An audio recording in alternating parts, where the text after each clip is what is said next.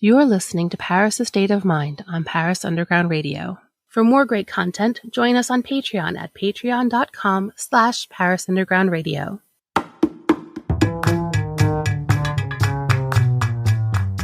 Welcome to Paris: A State of Mind. Join us as we talk about the good, the bad, the ins, the outs of property rentals and purchases in and around Paris. We'll have topics for renters, owners, and visitors, share questions we are regularly asked, and more. My name is Gail Boisclair of Perfectly Paris, and my co-host is Marie Pistinier of Lokim Paris. Be a part of it. Both of us are proud members of the SPLM, the first representative body of furnished rental professionals. Hello, Marie. How are you today? Hello, Gail. I'm very fine, thank you. And what about you? How are you doing?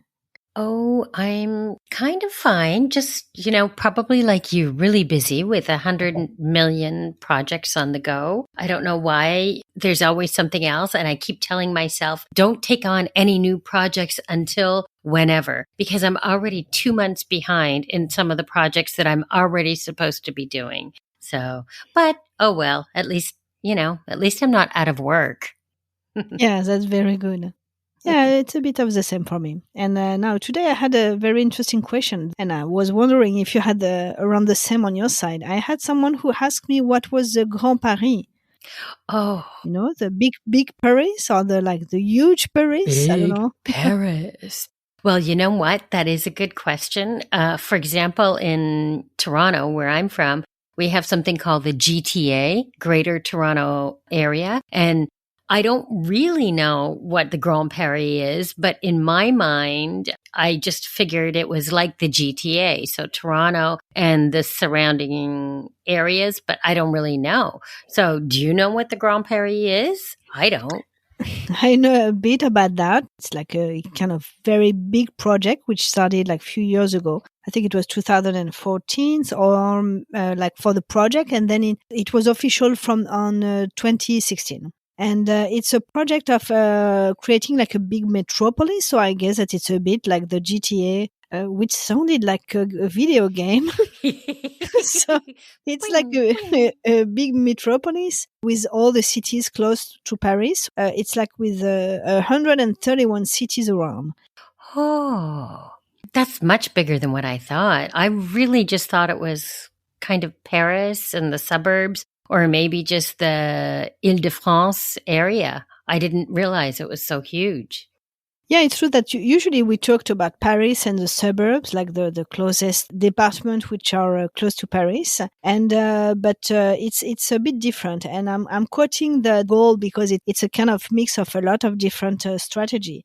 The objective of Greater Paris is to pool all the resources of its territories to meet major challenges, such as modernization and development of the transportation, of course, network, construction of new housing, and also development of economic activities and energy transition. So Wow. It's like a big thing. And you said it was started in 2016 or something like that. And so now at this point, about how many people would that mean live in Grand Paris? The estimation is around 7 million people. So it's like a big thing. For me, I used to think that Paris and the closest suburb was around 2 million people, something like that. So 7 million is like a huge thing. That's insane. I imagine it's a complex administration system with over 130 cities. Yeah, and I will not go in too deep into that because I have to say that when I dig in to get more information, it sounded a bit too complex to me because you have several administrative things because there is a kind of company who manages that, even though it doesn't manage the local life and anything, but it managed a big project. So it's like a complex one for, if you'd really to dig into that, I advise you to go directly on the Société du Grand Paris website in order to get more details on how it's organized, all the commissions, all the type of people and of administration inside. Yeah. So for our listeners, if you do want to delve in, the website is in French, but it's Société, so spelt the French way, de Grand Paris. But I mean, I guess speaking of that, what is the biggest difference for the people that are living in Grand Paris? What right now is the biggest difference for them? I would say, and this is what is advertised, the main thing is like transportation. When they started to talk about and creating that, and the first work and the first stone when they did that was to extend it. The project is to extend subway lines. Like for example, I think it's the line 14 to bring her further up into the suburbs, which maybe we are not going to talk about suburbs anymore. It's also to create some new lines so that can reach some areas where it was complicated for people to come back and forth to Paris or even to other cities close to Paris, because sometimes you don't have anything else than you have to drive your car, and some people cannot have a car. So one of the main thing is also to help, I would say, areas which were less lucky in terms of employment, in terms of transportation system, including the buses, the tram and everything. It's really to give a better access to all those systems to people who are a bit further up. Well, I totally remember when we had our big transportation strike that went on for a long time. There were people that I knew that lived in the suburbs or Grand Paris outside of the 20 arrondissements, and they weren't able to get into the city because they only had maybe one RER line or the trains weren't running. And there's also some people was really kind of sad sometimes, people that would work at boutiques, little clothes shops or little boutiques or what have you. They'd end up having to take a taxi into Paris in order to go to work because it's the only way that they could keep their job. And then they had to take a taxi back home again. So, in fact, their transportation during the strike probably cost them more money than they made, but they had no choice if they wanted to keep their job. So, yeah, I mean, it's really good that they've already extended the line 14. But I'm sorry to interrupt you. I'm not sure that in case of strike, it would be much better with all the additional lines. Like we are talking about a national sport in France, like when we are on strike. But it's true that you'll have more options, Well, yeah, because during the strike, the advantage for the line 1 and the line 14 was that they were automated. So those were the only two lines that were running during the metro strike. And since line 14 is one of the ones that have already been expanded to the burbs and Grand Paris, that's going to be helpful. And I know that the line 14, they still have more to add. And I also read that they're creating several new lines, hopefully starting in 2025 for a period of over 5 years if there's no delay. But they've got already 3 lines for a new line 15, a southwest and east line, plus they're going to have line 16, 17, and 18. Isn't that crazy? Yeah, it's amazing to have all those new lines. It's impressive. I didn't know we could extend that, so it's very cool. Yeah, totally. And I mean, imagine, what do you think the impact is going to be on housing? So in fact, we already have impact on housing, because when they started to release the project and to talk about the project, from this moment, a lot of people who were doing promotion, like what we call promoter, which are the companies who are building up like buildings, like big residence and things like that. They already purchased some land, some fields, some areas where they could build up, but also some people who wanted to leave their place or to sell their place, for example. It already took some value because we knew that the subway was going to be close by. So of course, things will be more and more interesting for the owners around those Grand Paris subway line stop. It will be better and better, but it already impacted that. And the good thing also is that they also create some new housing, like some new buildings and some new places where people can go outside of Paris and maybe have some larger space and be able to be not very far when you take the subway. Well, yeah, I imagine all the new buildings that are going to go up. It's like I see from my apartment, I can see the Paris Justice Center, which actually is not in Paris, but it's in Grand Paris, in Clichy, which is a suburb that borders on the 17th. And I can see all the new buildings up there. It's like going into a brave new world. It's kind of like what you see at La Défense, with all these brand new structures.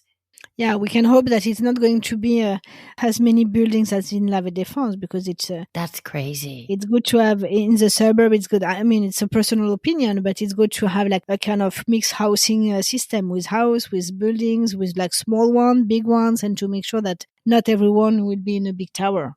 Well, I can tell you, personally speaking, I actually never go. Maybe in over 20 years, I've been 3 or 4 times to La Défense because it's crazy. Oh, okay. From a photography perspective, I think it must be kind of cool, but going there, I feel like I'm lost. I feel like I've went into a time warp and I've suddenly come into some futuristic world. I don't know where I am. Yeah, it's crazy. I feel like that in some parts of the 15th as well, too, where they have all those new Mm. buildings. Yes, exactly. The close to Grenelle, it's Yeah, the Beaugrenelle area. Yeah. yeah. So we'll see how it ends up, but at least it created. So far, it started. You were talking about housing; it's already impacting the market on that. And I'm not talking about what we can live right now with recession, eventually with energetic crisis and everything. But like from an outside point of view, from 2016 to now, it's something that has already some good impact for the owners and some new opportunities for the buyers. Yeah. And I do think that you can probably, in most cases, get more bang for your buck, as you say, when you're buying something outside of the 20 arrondissements or in one of the new areas of Grand Paris. So I think that that's already a good thing. And I mean, and also on the same side of the coin, with all this new construction, a lot of these new towers, they have shops and things like that below them. So there's like little grocery stores or cafes and things. So, I mean, for me, I'm assuming in terms of work, I'm guessing all this new construction is going to bring a lot more work into local economies, no?